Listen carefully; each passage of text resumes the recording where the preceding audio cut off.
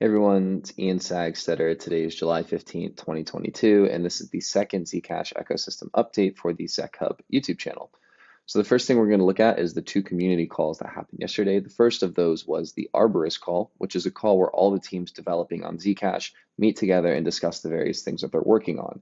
ZK Squirrel is the note taker for that call, and they post notes in GitHub after every call, so people who weren't able to attend are able to go in and get the TLDR of what just happened.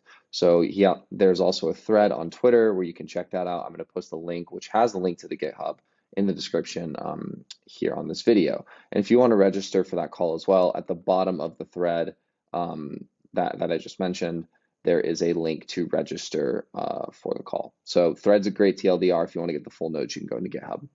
The second call that happened was the ECC community update, and that's where ECC meets and discusses the various things that they're working on from development, regulatory, and then also growth and product strategy. So hosted that call yesterday. It was really cool, but alpha got dropped with Zuko going on Up Only TV. That was announced in the call. So it was really cool to, a lot of people got a lot of value of that to be the first people to get that news.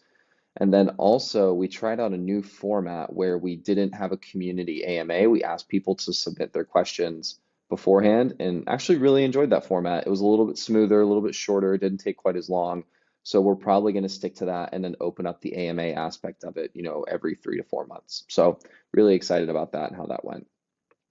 Also, yesterday, a podcast dropped, and it's back when Zuko was in ETH Denver, February, March of this year, had an awesome quote which got 80,000 views on Twitter that was posted by Documenting Zcash. And that whole conversation was actually posted in podcast form from Byzantine Dreams, which is what this video is from. So if you go into this thread here, which will be in the description, you can get a link to this podcast that's also featuring conversations from Zuko, Pussy Riot, and People Pleaser. It has all of their fireside chats that they spoke in, and all of it's podcast form, not edited, super awesome. If you want to get you just want to get a little background and on Zcash and other things that are happening in the privacy activism and advocacy space. So super awesome podcast that got dropped yesterday.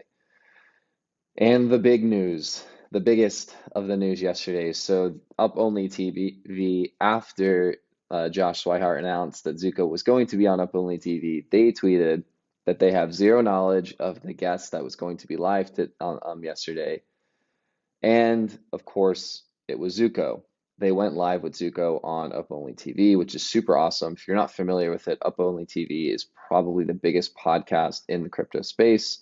Uh, Rivaling Bankless, I would say those are the two biggest podcasts, but this is definitely one that's a little more, I would say, um, gets a wider range of guests, in my opinion. Maybe I'm wrong there, but enjoy both those podcasts. But this is super, super cool that this was going to happen. But the issue with it is that Ledger, I think, is the one of the two of Ledger and Kobe who are the hosts. Ledger is the one who does all of the, managing the video and the sound, etc.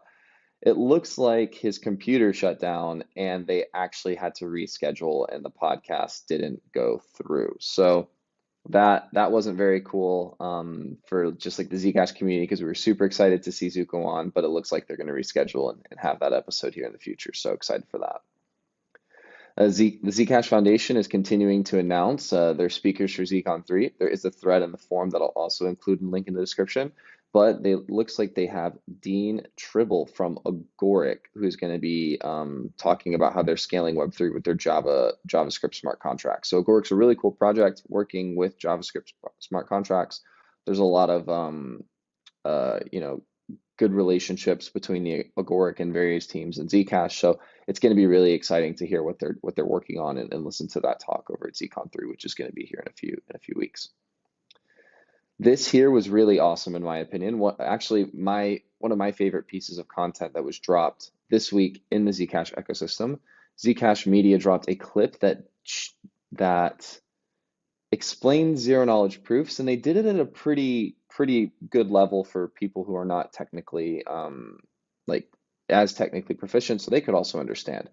So they talked about it and how they allow for private transactions within Zcash, and they brought up the fun fact that Satoshi Nakamoto did bring up using zero knowledge proofs in Bitcoin back in 2010, But as we all know, they weren't able to do that until Zcash forked Bitcoin in 2016 and implemented that technology. So that was the birth of Zcash, and this was a really cool clip to highlight that. And this was the most viral Zcash tweet of the day yesterday. Somebody, it looks like Nalin here, built an application, Wordle, called it Zerdle, based on ZK proofs. And as we're reading the tweet here, it looks like this is the first web app ever using Electric Coin Company's Halo 2 technology. So that's super cool that they built a web app using all this stuff. Obviously got a lot of traction, and then people within the community were testing it out and trying to play it or build on top of it. I have no idea what's going on here, but it was really cool to see that the Halo 2 technology is getting applied, and even in these fun ways. So it was really cool to see that happen. And then lastly, there was an article dropped by Ars Technica about cryptocurrencies flowing into mixers and people using it for money laundering and all that stuff. So we hear the narrative before that privacies can only be used by, essentially criminals and people who technically really need it, as if the regular people in the world don't need it as well.